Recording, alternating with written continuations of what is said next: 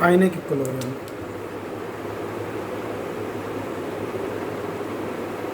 तो chemical equilibrium का जो अपग्रेडेड पार्ट है यानी कि सेकंड पार्ट है दैट इज आयनिक इक्विलिब्रियम। तो आयनिक इक्विलिब्रियम डील किसको करता है इस पर बात करते हैं। जब किसी इलेक्ट्रोलाइट को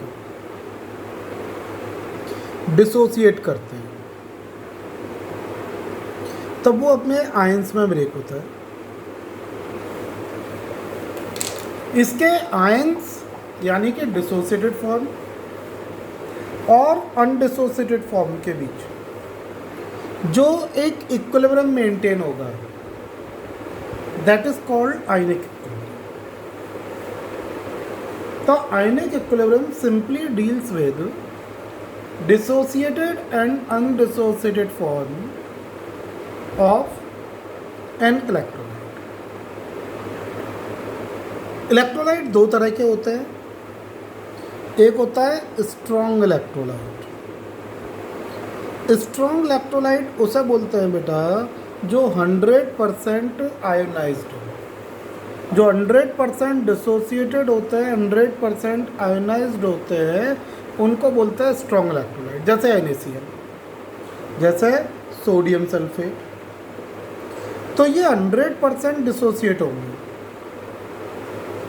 अच्छा, स्ट्रॉन्ग इलेक्ट्रोलाइट का मतलब ये नहीं होता कि स्ट्रॉन्ग एसिड स्ट्रॉन्ग बेस से मिलकर बने होते हैं, ये किसी भी तरह के एसिड बेस से मिलकर बने होते हैं। लकीली ये दो example strong acid strong base के हो गए। अगर CH3COONA होगा तो ये भी स्ट्रॉन्ग इलेक्ट्रोलाइट होगा। देखो जितने भी सॉल्ट होते हैं चाहे वो किसी भी तरह के एसिड और बेस से मिला हुआ सॉल्ट हो, ammonium acetate weak acid weak base से मिला हुआ है, तो जितने भी सॉल्ट्स होते हैं चाहे वो किसी भी तरह के एसिड और बेस के साथ मिलके बना हुए हों, वो सभी स्ट्रॉन्ग इलेक्ट्रोलाइट्स होते हैं। Clear? So all salts are strong electrolyte. Acids और बेस में से हम डिस्क्रिमिनेट कर लेते हैं कि कौन स्ट्रॉन्ग एसिड है कौन वीक एसिड है, और वो स्ट्रॉन्ग एसिड और वीक एसिड उनके के वैल्यू है, के वैल्यू गिवन होती है, उसके अकॉर्डिंग हम निकाल देते हैं। जिसका के यानी कि डिसोसिएशन कांस्टेंट ज़्यादा होगा वो स्ट्रॉन्ग एसिड होगा, और जिसका के कम होगा वो कंपैरेटिवली वीक एसिड होगा। तो देखो वीक इलेक्ट्रोलाइट्स कौन होते हैं? जो पार्शियली आयोनाइज्ड होते हैं, जैसे एसिडिक एसिड। एसिटिक एसिड जब डिसोसिएट होगा तो एसिटेट आयन और हाइड्रोजन आयन देगा, और ये वीक एसिड है तो इसके डिसोसिएशन को हम इक्विलिब्रियम में कंसीडर करेंगे, आयनिक इक्विलिब्रियम में। तो ionic equilibrium basically deals with ionisation of weak electrolytes, ionisation of weak acid और वीक बेसिस। तो इसके लिए आयनिक इक्विलिब्रियम के लिए एक छोटा सा बेसिक प्रिंसिपल है जो हमको आना चाहिए, that is Ostwald's dilution law. Ostwald's dilution law क्या कहता, क्या ये ओस्टवाल्ड डाइल्यूशन लॉ? ये ओस्टवाल्ड डाइल्यूशन लॉ ये कहता है कि अगर कोई वीक इलेक्ट्रोलाइट डिसोसिएट होता है तो उसका डिग्री ऑफ डिसोसिएशन, कितना फ्रैक्शन उसका डिसोसिएट हो रहा है, ये उसके डाइल्यूशन के ऊपर डिपेंड करेगा। जैसे मेरे पास एक इलेक्ट्रोलाइट है AB जो डिसोसिएट होकर दे रहा है A positive plus B negative, concentration C1 minus alpha C alpha C alpha. इतना तो समझ में आता ही होगा, लास्ट क्लासेस में हमने कुछ ऐसा पढ़ा था।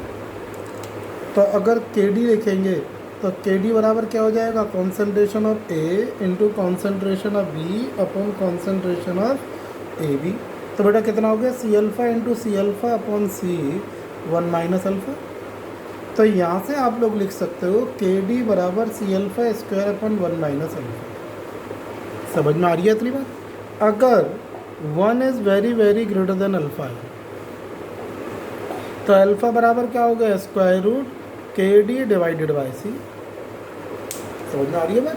तो alpha equal to square root KD divided by C। तो alpha inversely proportional to square root of C, concentration के स्क्वायर रूट के inversely proportional, and directly proportional to square root of dilution. तो डिग्री ऑफ डिसोसिएशन यानी कि alpha उस electrolyte के dilution के square root के डायरेक्टली प्रोपोर्शनल होते हैं। क्लियर होगी मेरी बात कि भाई उस तरह डाइल्यूशन क्या कहता है, in case of weak electrolyte DOD is directly proportional to square root of their dilution. ठीक है, तो यहाँ से हम लोग अगर दो अलग अलग कंडीशन पर इक्वेशन बनानी है तो आप क्या लिख सकते हो बेटा, α1 अपॉन α2 बराबर square root V1 upon V2। Clear, तो ये बात हो गई ओस्टवाल्ड डाइल्यूशन लग गई।